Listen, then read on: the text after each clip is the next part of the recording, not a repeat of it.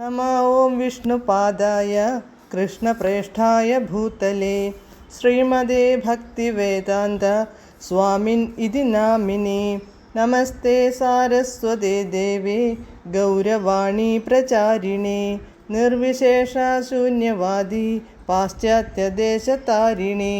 ജയ ശ്രീകൃഷ്ണ ചൈതന്യ പ്രഭു നിത്യാനന്ദ ശ്രീ അദ്വൈത ഗദാധര ശ്രീവാസാദി ഗൗരഭക്തവൃന്ദ.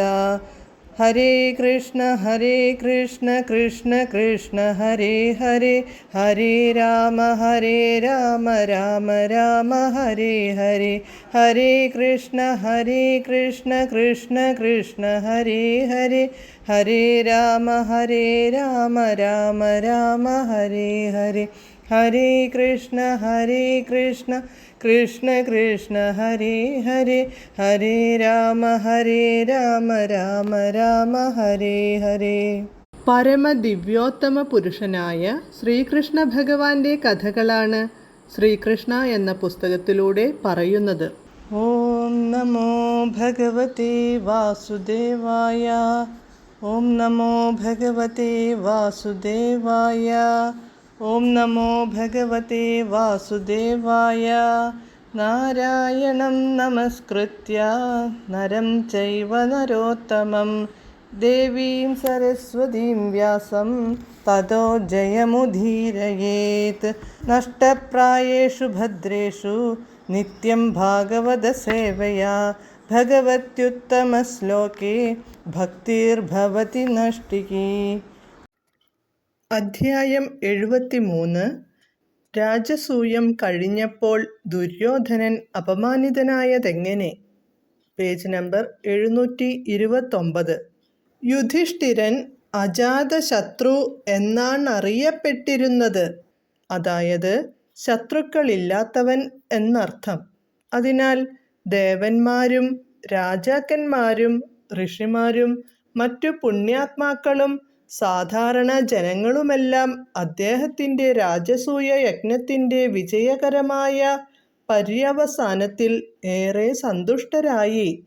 ദുര്യോധനൻ മാത്രം സന്തുഷ്ടനാവാത്തത് പരീക്ഷിത്തു രാജാവിനെ അത്ഭുതപ്പെടുത്തി. അതെന്തുകൊണ്ടാണെന്നു വിശദമാക്കാൻ അദ്ദേഹം ശുകദേവ ഗോസ്വാമിയോടപേക്ഷിച്ചു. ശുകദേവ ഗോസ്വാമി പറഞ്ഞു, പ്രിയപ്പെട്ട രാജൻ, അങ്ങയുടെ പിതാമഹനായ രാജാ യുധിഷ്ഠിരൻ മഹാത്മാവായിരുന്നു. അദ്ദേഹത്തിൻ്റെ ഹിതകരമായ പെരുമാറ്റം എല്ലാവരെയും ആകർഷിച്ചു. അങ്ങനെ അദ്ദേഹം അജാതശത്രുവായി. രാജസൂയ യജ്ഞത്തിൽ കുരുവംശത്തിലെ എല്ലാ അംഗങ്ങളെയും ഓരോ വിഭാഗത്തിൻ്റെ ചുമതല ഏൽപ്പിച്ചു കൊടുത്തു. ഉദാഹരണത്തിന് ഭീമസേനനു അടുക്കള വിഭാഗത്തിൻ്റെ ചുമതല, സഹദേവനും നകുലനും കലവറയുടെ ചുമതലയുമായി. മുതിർന്ന ആളുകളുടെ സുഖസൗകര്യങ്ങൾ നോക്കി നടത്തുകയായിരുന്നു അർജുനൻ്റെ ജോലി. വന്നുചേരുന്ന അതിഥികളുടെ മുഴുവൻ പാദം കഴുകിക്കുന്ന ജോലി ഏറ്റെടുത്തത് പരമപുരുഷനായ കൃഷ്ണനാണെന്നത് ഏറ്റവും അത്ഭുതകരമായിരുന്നു. രാജ്ഞി ദ്രൗപദിയെ ഭക്ഷണ വിതരണത്തിൻ്റെ ചുമതല ഏൽപ്പിച്ചു. കർണൻ ദാനധർമ്മത്തിൻ്റെ പ്രസിദ്ധനായിരുന്നതിനാൽ ദാനം ചെയ്യൽ വകുപ്പിൻ്റെ ചുമതല കർണനെയാണ് ഏൽപ്പിച്ചിരുന്നത്. ഇങ്ങനെ സാത്യകി, വികർണൻ, ഹാർദിക്യൻ, വിതുരൻ, ഭൂരിശ്രവാവ്, ബാഹ്ലീകപുത്രനായ സന്ദർധനൻ എന്നിവരെയെല്ലാം രാജസൂയ യജ്ഞത്തിൽ വിവിധ വകുപ്പുകളുടെ ഉത്തരവാദിത്വം ഏൽപ്പിച്ചു കൊടുത്തു. സ്നേഹസമ്പന്നനായ യുധിഷ്ഠിരനോടുള്ള വാത്സല്യാതിരേകത്താൽ അദ്ദേഹത്തെ സന്തോഷിപ്പിക്കാൻ അവരാഗ്രഹിച്ചിരുന്നു. ഭഗവാന്റെ കൃപാതിരേകത്താൽ ശിശുപാലൻ ഭൗതികദേഹം വെടിഞ്ഞ് ആധ്യാത്മികാസ്തിത്വത്തിൽ ലീനനായപ്പോൾ, അങ്ങനെ രാജസൂയത്തിൻ്റെ പര്യവസാനത്തിൽ സുഹൃത്തുക്കളും അതിഥികളും അഭ്യുദയകാംക്ഷികളുമൊക്കെ വേണ്ടും പോലെ സമ്മാനിതരായതിനു ശേഷം യുധിഷ്ഠിരൻ സ്നാനത്തിനായി ഗംഗാനദിയിലേക്ക് പോയി. ഹസ്തിനപുരം ഇന്നും നിലകൊള്ളുന്നത് യമുനാ തീരത്താണ്. അതിനാൽ യുധിഷ്ഠിരൻ ഗംഗാസ്നാനത്തിനു പോയി എന്ന് ശ്രീമദ് ഭാഗവതത്തിൽ പറയുമ്പോൾ പാണ്ഡവരുടെ കാലത്ത് യമുനാ നദിയും ഗംഗ എന്നറിയപ്പെട്ടിരുന്നു എന്നാണു സൂചിപ്പിക്കുന്നത്. രാജാവ് അവഭൃത സ്നാനം നടത്തുമ്പോൾ മൃദംഗം, ശംഖം, പെരുമ്പറ, ഭേരി, കുഴൽ തുടങ്ങിയ സംഗീതോപകരണങ്ങൾ മുഴങ്ങി. നർത്തകികളുടെ കാൽച്ചിലമ്പുകൾ കിലുങ്ങി. വീണ, വേണു, ഇലത്താളം എന്നിവയിൽ വിദഗ്ധന്മാരായവർ സംഗീതനാദം മുഴക്കി. ആകെ കൂടി അന്തരീക്ഷത്തിൽ സംഗീത കോലാഹലം. സൃഞ്ജയം, കാംഭോജം, കുരു, കേയം, കോസലം തുടങ്ങിയ അനേകം രാജകീയാതിഥികൾ അവരവരുടെ പതാകകൾ പാറിച്ച് വർണ്ണശബളമായി അലങ്കരിച്ച ആന, കുതിര, തേര്, കാലാൾപ്പടയോടും കൂടി സന്നിഹിതരായിരുന്നു. എല്ലാവരും ഒത്തുചേർന്ന് യുധിഷ്ഠിരനെ മുമ്പിൽ നിർത്തിയായിരുന്നു ഘോഷയാത്ര. പുരോഹിതന്മാർ, ധാർമ്മികരായ മന്ത്രിമാർ, ബ്രാഹ്മണർ തുടങ്ങിയ നിർവാഹക സമിതി അംഗങ്ങൾ യാഗം നടത്തുകയായിരുന്നു.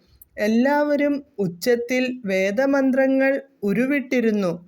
ദേവന്മാർ, പിതൃക്കൾ, ഗന്ധർവലോകവാസികൾ, മഹർഷിമാർ എന്നിവരൊക്കെ ആകാശത്തുനിന്നു പുഷ്പവൃഷ്ടി ചെയ്തു.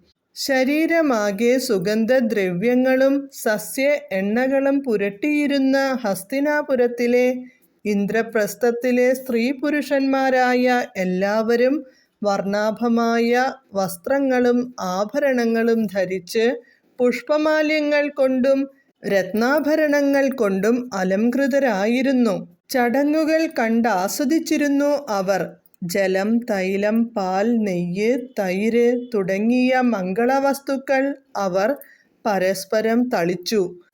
മറ്റു ചിലർ ഈ വക വസ്തുക്കൾ പരസ്പരം ശരീരങ്ങളിൽ പുരട്ടിക്കൊടുത്തിരുന്നു. ഇപ്രകാരം അവർ ഈ സന്ദർഭം ആഘോഷപൂർവം കൊണ്ടാടി. വേശ്യാവൃത്തിയിലേർപ്പെട്ടിരുന്നവരും ഇപ്പറഞ്ഞ വസ്തുക്കൾ പുരുഷന്മാരുടെ ശരീരത്തിലും അതുപോലെ പുരുഷന്മാർ തിരിച്ച് അവർക്കും പുരട്ടിക്കൊടുത്തിരുന്നു. ഈ വസ്തുക്കളെല്ലാം മഞ്ഞളും കാവിയും കൂട്ടിക്കുഴച്ചിരുന്നാൽ ആകെ മിന്നിത്തിളങ്ങുന്ന ഒരു പീതവർണ്ണമായി ശോഭിച്ചു. ഈ ആഘോഷപരമായ ചടങ്ങുകൾ വീക്ഷിക്കാൻ ദേവപത്നിമാർ ആകാശയാനങ്ങളിൽ എത്തിയിരുന്നത് പലയിടത്തും കാണപ്പെട്ടിരുന്നു. അതുപോലെ തന്നെ ആടയാഭരണങ്ങളണിഞ്ഞ രാജകീയ കുടുംബങ്ങളിലെ റാണിമാർ അംഗരക്ഷകരുടെ അകമ്പടിയോടെ പല്ലക്കിലേറി എഴുന്നള്ളിയിരുന്നു. ഈ അവസരത്തിൽ മാതൃവഴിക്കു പാണ്ഡവരുടെ ജ്ഞാതിയായ ഭഗവാൻ കൃഷ്ണനും അദ്ദേഹത്തിൻ്റെ പ്രത്യേക സുഹൃത്തായ അർജുനനും റാണിമാരുടെ ശരീരങ്ങളിൽ മംഗളവസ്തുക്കൾ ചൊരിഞ്ഞു തുടങ്ങി. റാണിമാർ നാണിച്ചു പോയെങ്കിലും അവരുടെ മനോഹരമായ പുഞ്ചിരി ആ മുഖങ്ങളെ കൂടുതൽ തേജോമയമാക്കി. ദ്രവവസ്തുക്കൾ കൊണ്ടെറിഞ്ഞതിനാൽ അവരുടെ ഉടുവസ്ത്രങ്ങളാകെ നനഞ്ഞു. തത്ഫലമായി അവരുടെ ശരീരഭാഗങ്ങൾ, വിശേഷിച്ചും മാറിടവും നിതംബബിംബവും ഭാഗികമായി വെളിവാക്കപ്പെട്ടു. റാണിമാരും വിട്ടുകൊടുത്തില്ല. വലിയ പാത്രങ്ങളിൽ ഇത്തരം കുറിക്കൂട്ടുകൾ കൊണ്ടുവന്നു തങ്ങളുടെ ശ്യാലന്മാരുടെ ദേഹത്തു അവർ തളിച്ചു തുടങ്ങി. ഈ ഉത്സാഹത്തിമിർപ്പിൽ അവരുടെ മുടിക്കെട്ടഴിഞ്ഞു. ശരീരത്തിൽ അണിഞ്ഞിരുന്ന പുഷ്പങ്ങൾ താഴെ വീണു. കൃഷ്ണനും അർജുനനും റാണിമാരും ഇപ്രകാരം ഉല്ലാസ പ്രവർത്തനങ്ങളിൽ ഏർപ്പെട്ടിരിക്കുമ്പോൾ അവരിൽ ഹൃദയശുദ്ധിയില്ലാത്തവർ കാമാതുരരായിത്തീർന്നു. മറ്റൊരു തരത്തിൽ പറഞ്ഞാൽ ഇത്തരം കളികളും വിനോദവും നിർമ്മലമനസ്കരായ ആണും പെണ്ണും തമ്മിലാണെങ്കിൽ അതൊക്കെ ആസ്വാദ്യമാണ്. ഭൗതിക മാലിന്യങ്ങളുള്ളവർ കാമാർത്തരാകും.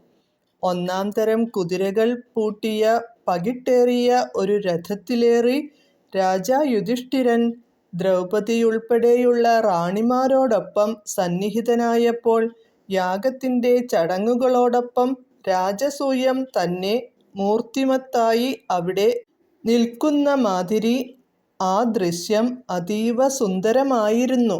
ഹരേ കൃഷ്ണ.